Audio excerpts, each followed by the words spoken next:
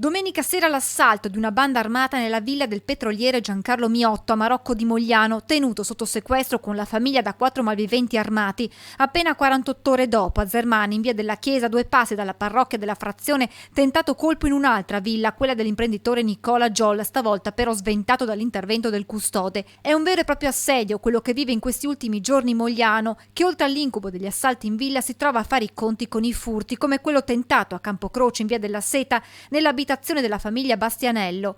Il capofamiglia si accorge di quanto accaduto intorno alle 21. Sono poi vicini a raccontargli di aver sentito l'allarme scattare verso le 19:30.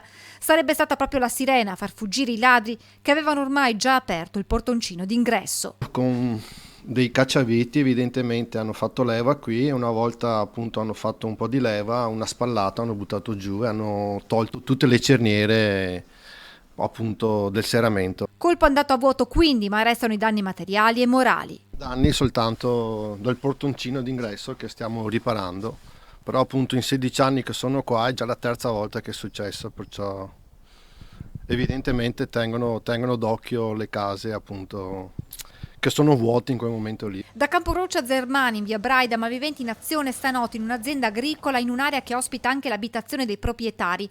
Dopo aver divelto una finestra si sono introdotti dal garage e da qui attraverso una porta avrebbero raggiunto l'ingresso della casa.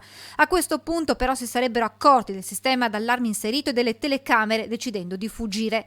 Nonostante nella rimessa ci fossero un compressore, un tagliaerba e anche l'auto con le chiavi inserite, i ladri se ne sono andati portando con sé un contenitore con delle sardine Saor e una bottiglia di Pompelmo.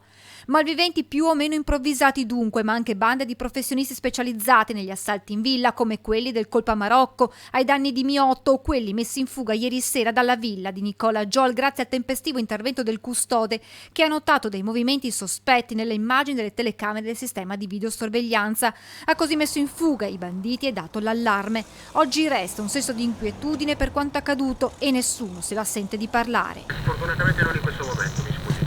Anche qui in via della Chiesa in azione una banda formata da 4 uomini come accaduto a Marocco. Saranno fondamentali per le indagini le immagini catturate dalle telecamere e acquisite dai carabinieri per individuare i responsabili e soprattutto per capire se si tratti delle stesse persone del colpo di domenica sera.